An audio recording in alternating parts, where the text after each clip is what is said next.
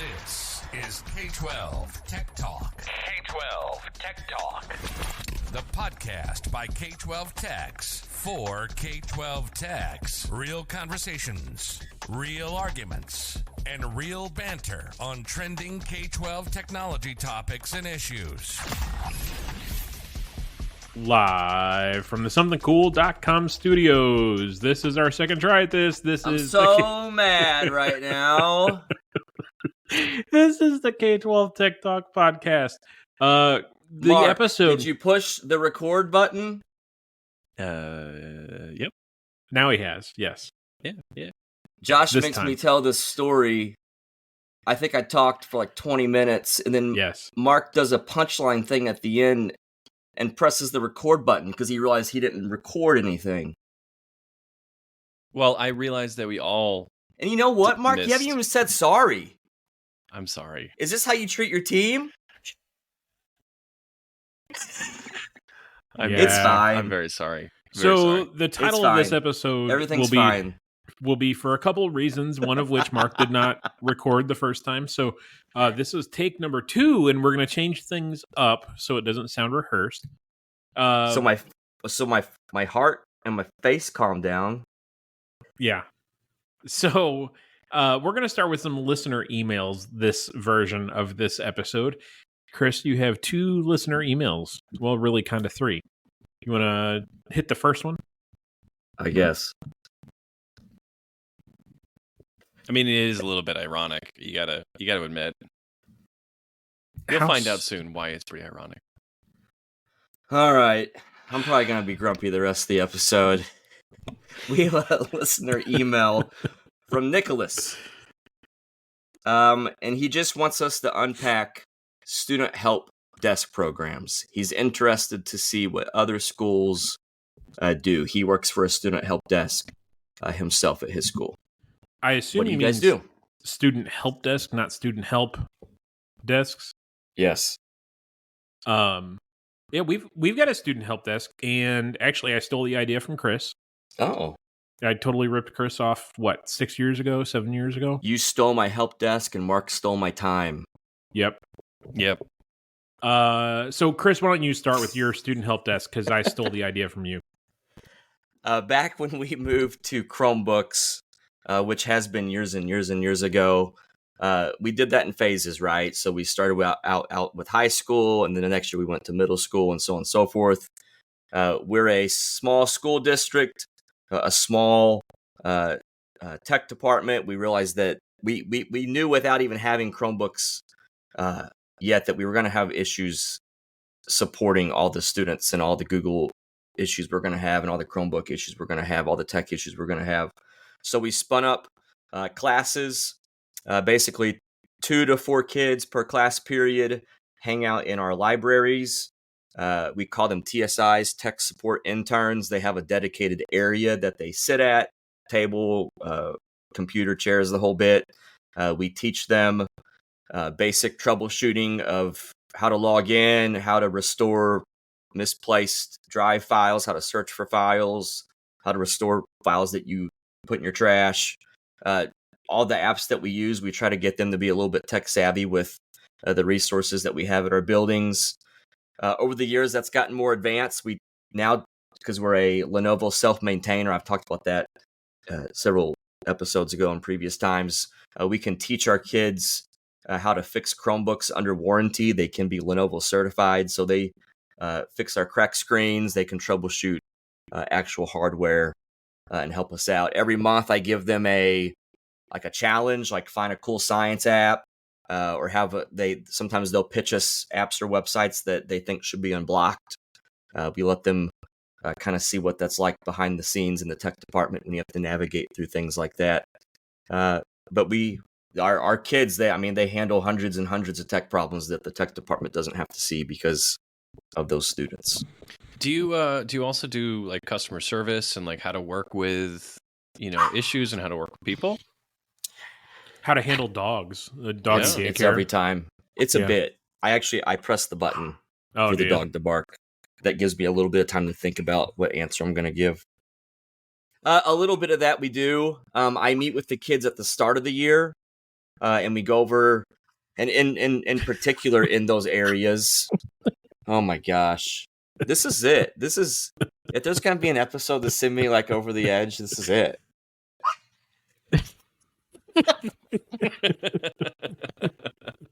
It's fine. Everything's fine. I meet with the kids and we talk about that. In particular, when a kid has a tech issue, we make them go to the library. We make them go see a tech helper. And we talk about how that kid is already leaving a little bit of their comfort zone that they have to ask a peer for help. So we want them to be at the desk, be at the center, respond to them as that kid walks in, be the one that starts the conversation. We talk through that.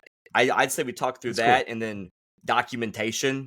If they troubleshot something, can you please tell us what you did and document it well? So cool. We do very, very, very similar to Chris. High school kids, I think we're up around 30-ish kids that have signed up for, it's an accredited class. It's an elective. So they get a pass-fail credit for this.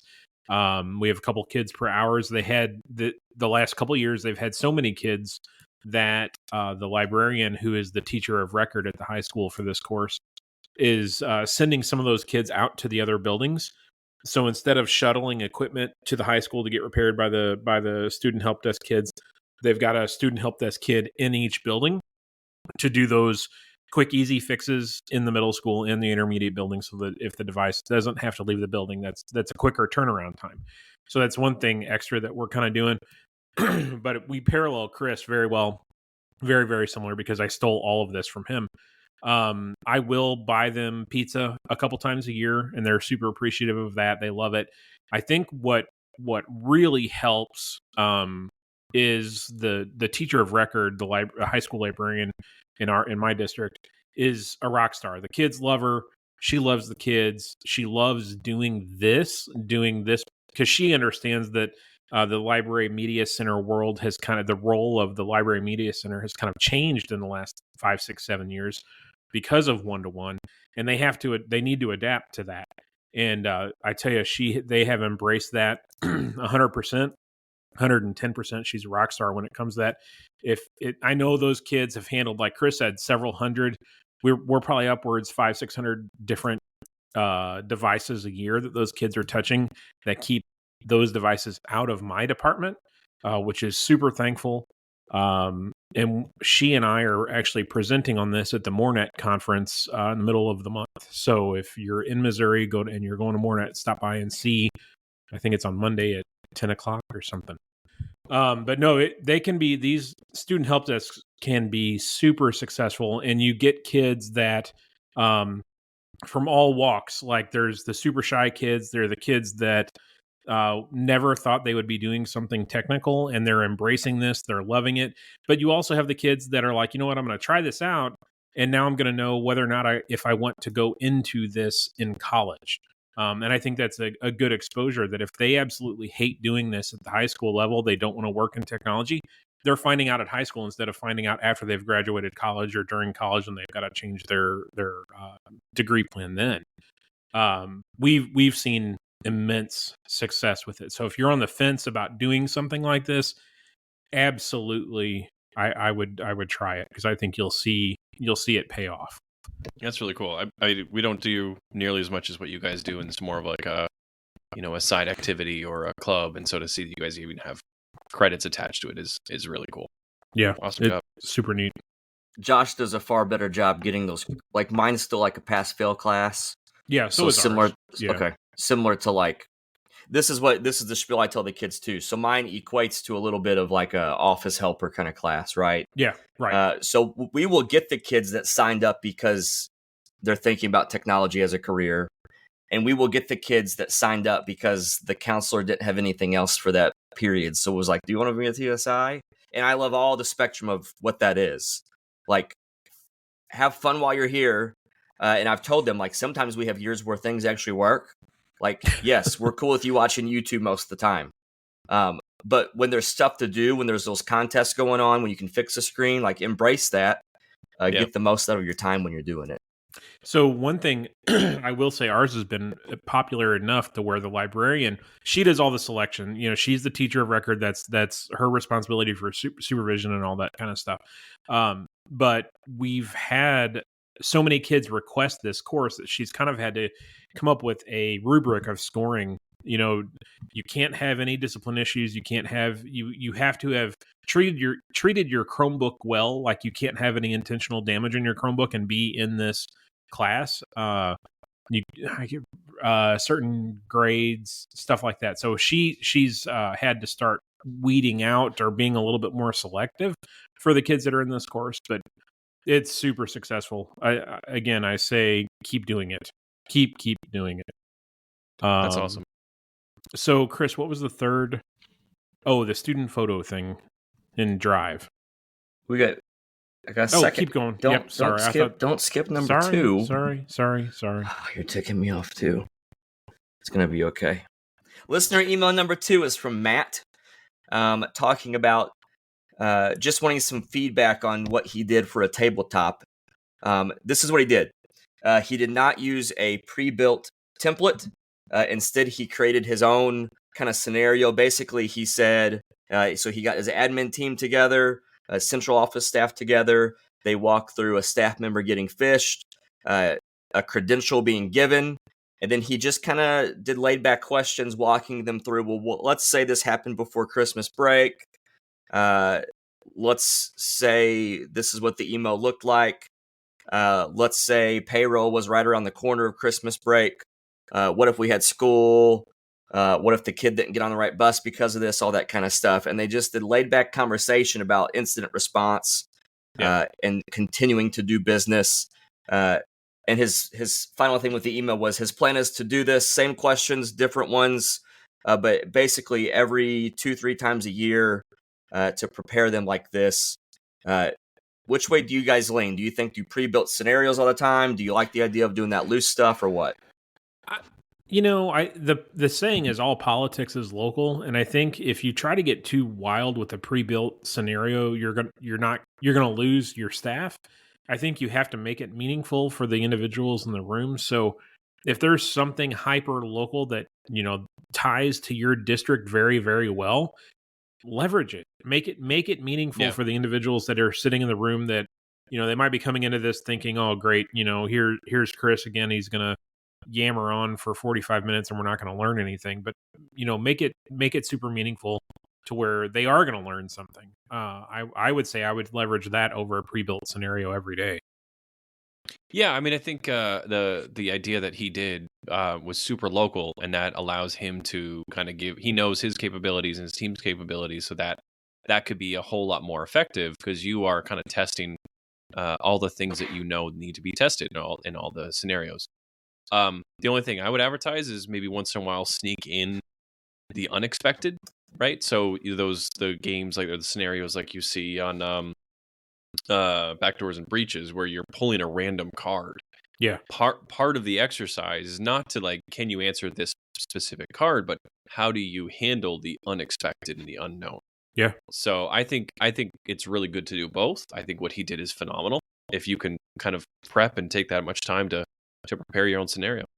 I think we should create our own scenario or our own card game and call it Poop Hits the Fan K-12 edition. And we make it super K-12 oriented. Wouldn't that be cool? Super cool. Or I wonder if we could do an extension to Backdoors and Breaches.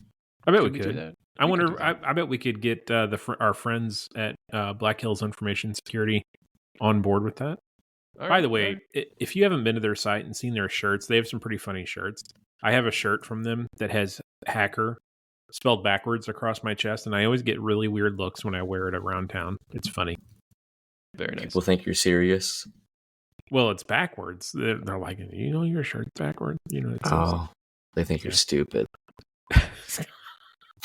Chris is sassy, so let's get to that third. Chris is very sassy. I'm so mad. I'm so mad. I don't even want to tell the story again. What's the third listener? Something about Google Drive. So this was you look. I ain't looking. This was in K12 Tech Pro today, I think. There was a user out there that said that they stumbled across over 100 gig worth of Google Drive storage being consumed by a student's account. So when they kind of investigated it with the student, it was the parent actually using the student's account to store over 100 gig of raw DSLR photos. Nice. So his question was how would you handle that? And as far as, making sure the family understood they need to get their photos off and then recovering that storage. And my quick response was you need to have that conversation and say, look, you need to get your stuff off of here. I give you a week. Whatever's not gone in a week, we're removing. What do you guys think? I'd set the storage limits for an individual account to be 1 megabyte below whatever his drive is. Lock them. Man, I used to, this has been, I guess, pushing 20 years ago. Did consulting work at this. I worked for a company that did consulting work at a school district. And that tech guy had all their H drive set to 2 meg. And you couldn't even save a PowerPoint. It was bad. You could save one file. I like your weak approach, Josh. I mean, they might be meaningful photos. Don't just blow them away. No, I think realistically, you got to give them a chance to pull it off before you. Yeah. Give them a timeline. That reminds me. Somebody was saying that Google third-party apps, Upside. He blocked Upside in Google third-party apps and had a staff member call and complain because they were using their school email account for Upside and had over $70 in reward dollars in Upside in their school account. And he's like, how in the world do I handle this? So, who's not a member of Upside? Fortinet. Unfortunately, they're not a member of Upside, so you don't get any bonus points for buying Fortinet gear through Upside or Upside's app. But what Fortinet is doing, and I was actually had lunch with Chris Illingworth the other week, and he was telling me about this new trend or this feature they have gaining steam, where you can buy FortiGate and then Forti switches below it and manage everything. They call it the gate. Manage everything in the gate from VLAN assignment to logs and. Is it the FortiGate? It is the FortiGate, but they call it the gate. The FortiGate gate? No, it's just the gate. That's the term. The term. So yeah, you can do Fortinet, firewall all the way down to switches, and you manage it in. I'm going to say it, a single pane of glass. So if you want to know more about that, reach out to Mr. Illingworth. Chris, what's his email address? It is fortinetpodcast@fortinet.com. All right. Awesome. So what do we have? Mark, you've got some news to talk about? Yeah. We need an introduction for the news. This is the news with Mark. That was anticlimactic. You need to work on that, Chris. So a couple of vulnerabilities came out this week. We actually got a lot of attention on different channels about this one. So the first is a Chrome vulnerability. If you have not done so, please urge your users to upgrade or update to the latest version of Chrome. It is a serious vulnerability to be addressed. The other one is there is a Cisco vulnerability. This one is actively being exploited. So if you are a Cisco customer, please take a look at either the alert from MS Isaac or from your local Cisco rep and make sure that you do exactly what you need to do. Protect against this one because it is being exploited by other countries. China. Yes. And then bad week for Google. Obviously, they had the Chrome vulnerability, but Josh, you had to let us know some bad news that some good products are going away. Yeah, I've been a bearer of bad news today, especially with Chris. But yeah, Jamboard's going away. So if you're using Jamboard and collaboratively in your buildings, your teachers might be using that. It is going away in 2024. Did you use Jamboard? No, we don't. We use it heavily. When is it going away in 2024? I don't know. Didn't read the article. Sometime in 2024. I'll Google it. All right. And then we actually have a teacher that has a hardware Jamboard. Oh, really? So even that, I did see that is going away as well. So wow. Both the software and hardware are going away. So you're the one place that bought that. Yep. Yeah. Big bummer for you. It was, I think it was a donation, but yeah. And there's another product. Late 2024. Okay, so you might have a year. Yeah, so it'll The be app enough will for the phase schools out to use October it. 1st. Oh, that's awful timing for schools. Users have until December 31st to back up their stuff. Oh, that's terrible for schools. Just do it now, Mark. Just get it over with. They're going to get up and running, and then Right. it's going to... And then it's going to stop. Speaking of other products going away, what else is Google Google dropping? Podcast is going away. Yeah. What? Yeah. Aren't we So on they're- that? We are on that. They're going to migrate people to YouTube Music is now going to be the podcast app for Google. So we need to, I thought about that earlier tonight, but I sat on the patio and drank instead.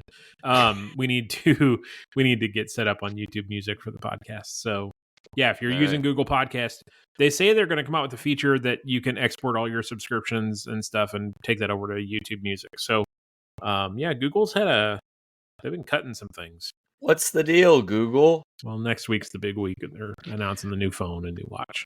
Well, they also had some bad problems. So there was an article that just came out today about now Bard. If you've used Bard or ChatGPT, when you have a chat or a kind of a column going, you can get a link to that to share it with somebody. Now, the way Bard works is you create a link, and then you can give it to somebody. And there's no sharing permissions like you see in the Google Docs or anything like that. It's just you have a link and you can see everything. Well, Google started indexing those links into their Google search. So suddenly, all these people who had been writing in Bard, their questions and answers were suddenly made available through Google search. Now, here's the thing. If you're using Bard, or if you have used Bard, you're not automatically cached in their searches. You had to have created that link in the first place. So chances are you're doing something that you intended to share with somebody in the first place, but you definitely didn't mean to make that public. So yeah, got some deleting to do. Yeah, so that's the news for the week. Josh, remember that one time you sent us that picture you didn't mean to? I don't know. I've done that a lot.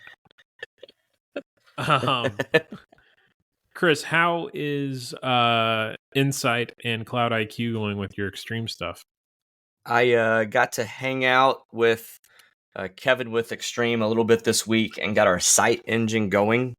Pretty cool. So I spun up a VM, or my sysadmin spun up a VM, and I just got to log into the thing.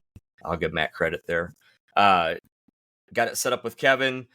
Got one of our switches in there playing with it, but I am scheduled now for weekly switch config backups through that. Really cool, slick management. I can see if a power supply goes down, if a fan goes out, I can get notified on that. I'm going to start using Site Engine more and more. And then I've been dabbling more and more into Cloud IQ stuff with Extreme. We're getting more switches here in a couple weeks, months.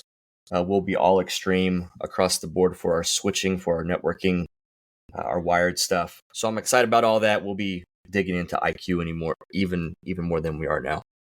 Well, if somebody wants to know more about Cloud IQ or Site Engine, who do they email? Dominic would be your guy, and that's dmayer@extremenetworks.com. Awesome.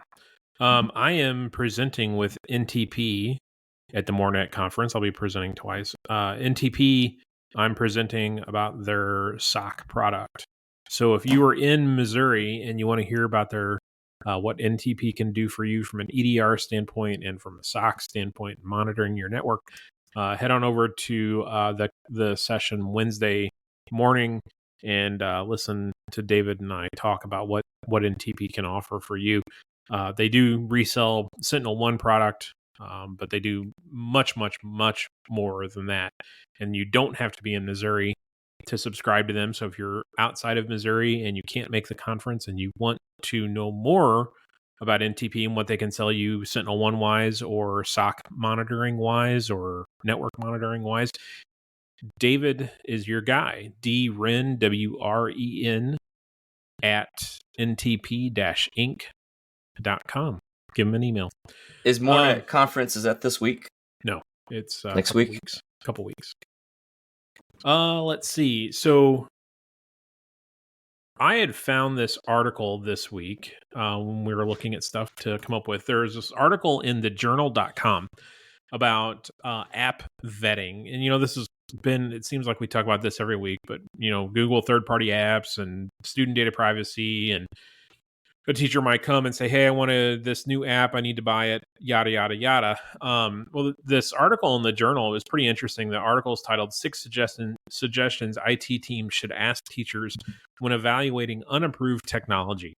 And more or less, it comes down to this form that's been created, or that was created, with pretty pointed questions as to what the app does and what it will do for the school. So one of the first ones was, how does the tool support your learning goals? So, that's one thing that's big in education. I don't know, you may not know this or not, but, buildings have improvement plans, and then teachers have goals that go along with that. Principals have goals that go along with their building improvement plans. So, really, if there's dollars being spent, the question being asked, one of the questions being asked should revolve around, how does this tool that you're attempting to buy or you're wanting to buy support the learning goals of your building or your class? So, I don't know how often that question gets asked when teachers are looking for new apps, but it's definitely something I think that needs to come up in conversation. Have you guys ever asked that question? And maybe it's not your place to ask it. Maybe it's more of an ed tech person's role to ask that question. Does that make sense? That's kind of my reaction when I saw that, right? Is I feel like it would be inappropriate for me if an educator came to me and said, I'm going to use this, and they're coming to you saying that this is what's right for their classroom, and then here's you saying, well, you have to prove to me that it has educational value. I feel like in most school districts, like, we don't have the role in the organization to ask that question. However, I do think it's a valid question that should be asked. I just don't know if it's the IT department that should be asking that. You're even uncomfortable asking that coming from your background as a former educator?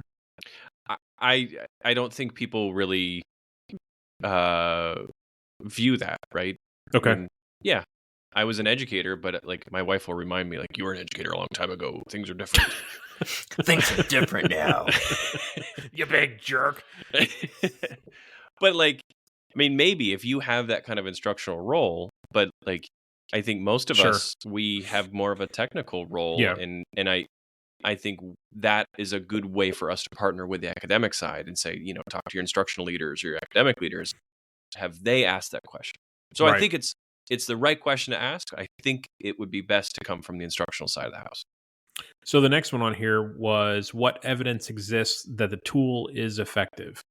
And again, Mark, I think this kind of goes hand in hand with that. This may not be a question that the IT department should be asking, but it's better off being asked by an ed tech person or a curricular type person. I remember when we were going one-to-one, there was a big push to go one-to-one, and there was an individual in our district that said, well, show me the data, show me the research that shows going one-to-one increases or helps increase student outcomes on state assessment, or just in general, student outcomes in general when they get ready to graduate and go to higher ed or into the workforce. Mm-hmm. Show me the evidence that going one-to-one supports that.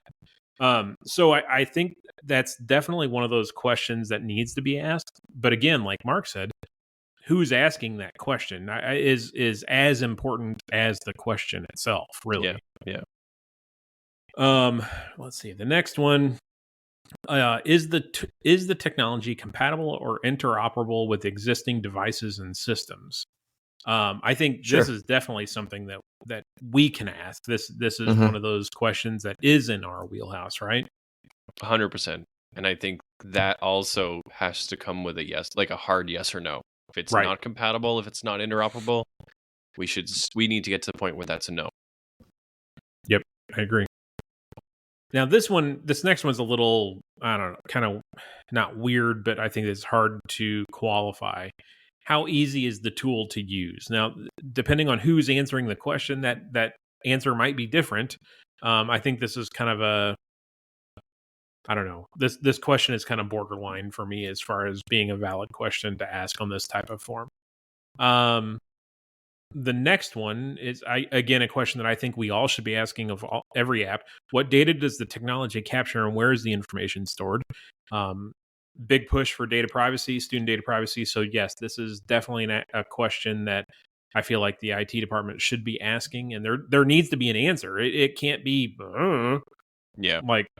there needs to be an answer to this question. The next one is what is the total cost of ownership? And again, I think this is definitely a question that either the ed tech department or the IT department could be asking. And that's not something that's thought of very often. I know, like, during the COVID years, so many applicacations or so many websites were offering their product for free, and then, they got you in. Now year 2, year 3 down the road, Screencastify, we're going to start charging you. So yeah, total cost of ownership is definitely something that needs to be asked, and probably most teachers really don't think about up front when they're signing up, looking at product like that. And that's the question that vendors don't always want to be transparent about, because they're going to offer their product for free. As you mentioned, they're going to give mini grants or grants to get the product in there, and nobody's talking about sustainability, especially right now with ESSER. So except for PIRG, sustainability is their thing. Boy, Lucas. Yep. He got Googled to change.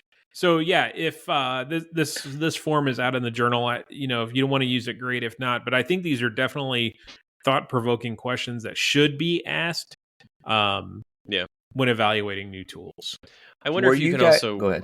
I was going to say, I wonder if you can also quantify or actually kind of tease apart the one about how easy is the tool to use, to say, especially if you have bilingual learners, like, does the tool support accessibility tools? Does the tool support translation and interpretation? Is this compatible with JAWS? I think that falls both in the interoperability, but also in the, how easy is the tool? The shark? What's JAWS? JAWS, the screen reader tool. So it's used by folks who have sight impairments, and it will go through the screen and read everything on the screen.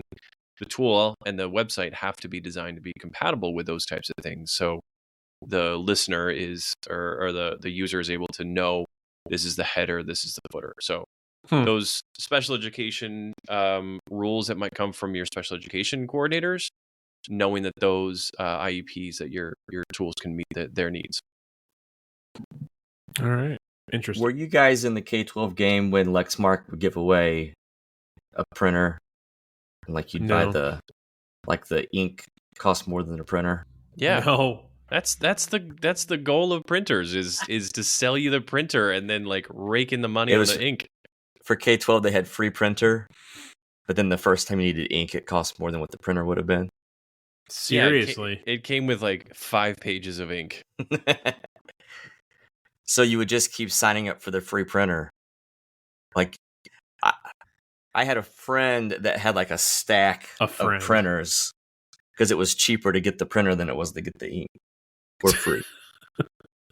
That's e-waste, Lucas. I understand. Yes. Okay. Don't write us a letter, Lucas. Chris, why don't you tell us about Jupiter real quick? Jupiter, a proud sponsor of the K-12 Tech Talk podcast. They're a sis, and we've unpacked them now for several episodes. You can email stuart.miles@jupitered.com. He just wants a chance, right? He understands there's big players in the SIS game, but if you are looking to change your SIS, give Jupiter a shot. In the podcast description, there's a link to a demo, there's a link to a video, and Stuart's email address is in there. Reach out to him. Great guy. So if nothing else, reach out to Stuart because you want to test us on if he's actually a great guy or not. Well, I don't really want to tell the story again. I guess I will. I think we all know where we are in the show. This is how we started this show the first time. Chris, how was your day? Thanks for asking, Mark. I really appreciate it. Hold on, let me check the record button. Okay, go ahead. I don't remember Corey ever not hitting the record button. Ooh. Oh, my day was fine. How did your day start, Chris? Okay, here's the story, guys.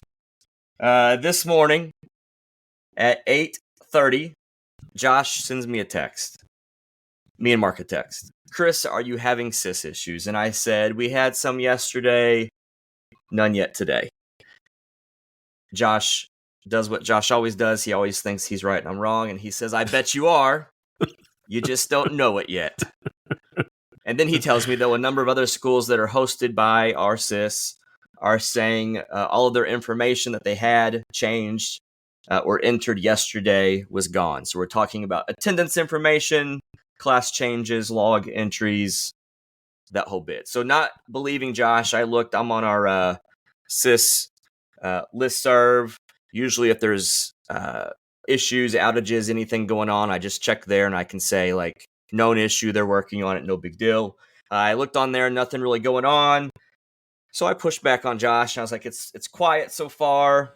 No big deal. So an interesting thing of today and how it unfolded was I had 3 meetings going on, kind of back to back to back. So I'm in these meetings. I did send a text to my sys coordinator telling her about it. So one of those meetings was with her, actually, because we're moving to Infinite Campus. That meeting was going fine. I wasn't thinking much of it. She calls me right after, and she says, so what are we going to do about this? I didn't know what she was talking about because I was in these meetings. I looked down at my phone. I had 4 text messages from her, lengthy text messages. She talks about, so in Missouri right now, there's a lot of state reporting stuff going on, prepping for October cycle. She had done a bunch of educator files work, if you know what that is in Missouri. So she's really concerned, right? So first text is her freaking out, and this is me not responding as her leader. Several minutes go by. She starts to see that there could be an issue, in particular with meal transactions added into that. And then she's going to start checking on the building. So Josh, you are in Discord with me, and there's a group of us in there. You want to talk about Mike? Yeah, Mike was the first person that pointed it out this morning. He's like, hey, has anybody else seen this? All the work that we did yesterday, all of our attendance, food transactions, deposits, grades, anything that was touched yesterday is gone. It's like we weren't even in session yesterday. So he had started a ticket with the sys support. And I think full disclosure, this isn't Infinite Campus. This is another sys. So he was working it from that end. That's where I was getting my information. There were a couple other districts saying, yeah, we're seeing the same thing. So that's why I text Chris, because, I'm a good friend. I'm looking out for Chris to make sure he knows what's going on. I saved him with Kaseya. But this is, so in your state, you got like half the districts are on this platform and half the districts are on different ones. So probably you got half the state freaking out and half the state being like, thank God. Yeah. So yes. And I've been very prideful. We haven't moved yet. And I've had pride in that I felt like we've waited, we haven't moved. So as the day goes on, Mike ends up getting a response from support that says, hey, we know what happened. We were addressing some security concerns with disks yesterday. And let me read it. Okay. So my sys coordinator, we're seeing that our meal transactions are gone, and we've contacted the buildings, secretaries, counselors, principals. We're all hands on deck. We're looking at our data. We haven't opened a ticket yet with sys because we want to make sure we know exactly what we're dealing with. In the midst of that, Mike does a screenshot of this email that he gets, and it says this. On Wednesday, September 27th, while making changes to improve security on database drives, there was an issue which caused data loss on September 27th. To correct this, our team has restored data for that date. Unfortunately, today's changes for Thursday, September 28th cannot be saved. All changes today will need to be re-entered. So we fixed the missing data problem from yesterday by causing a data problem for today. We said it's like you want to jump off a bridge or you want to jump off a mountain. Like which one? What time was this though? This is at 1:00. Oh, the whole day's gone. The day is gone. Lunch has been transacted. Oh, And I'm still chilling. I'm still chilling in these meetings, and I'm hearing from Melanie, whatever. I get tagged in Discord, so I finally pop in. I read that. I tell them I'm throwing up, and then I make a ticket, and my ticket's different. Thank you to Mike. I tell Sis we're missing our meal transactions. Don't touch our data. Please advise. And then the day starts to progress even further. So the twist in the story for us, because it's been a mountains and valleys kind of day, is that we get an email back from Cis support, and they say that we're not on the list of the schools that they see as being impacted. And that's weird. And we're missing all of our meal transactions. And this is, Cis Corner has been freaking out. I've been freaking out the whole bit, whatever. So then we get back with food services director, and I'm not bad-mouthing her. We're just telling the story, right? She runs the reports again, and the day ends with her thinking that we're actually okay. So I think she just didn't run the report right. Oh. And that was the whole day. All because of a text from me. Yes. Oh. I reflecting now, I think I did like Josh's paranoia all day today. Oh, I guarantee this is Josh's regular day. Yeah, that's how I live. Wow. Yeah. That's the story. I think I'm okay. We'll see tomorrow. I think you did a great job telling the story. This was the highlight of the night. For the third time. I'm still mad. I mean, listen. I think. Did you apologize on air? Because I think I need to hear that. I apologize. Okay. But for what? For not hitting record button at the start of this episode. Which led to what? You telling the story for a long time. In fact, telling the whole story before Twice. I said. After you had ended the story, I said, Chris, do you know what's worse than thinking you had lost the data? Man, I thought you had like a really good punchline coming. Yeah, me too. And then I hit the record button. And then that's when you guys saw 5, 4, our 3, 2, faces 1, were like, what?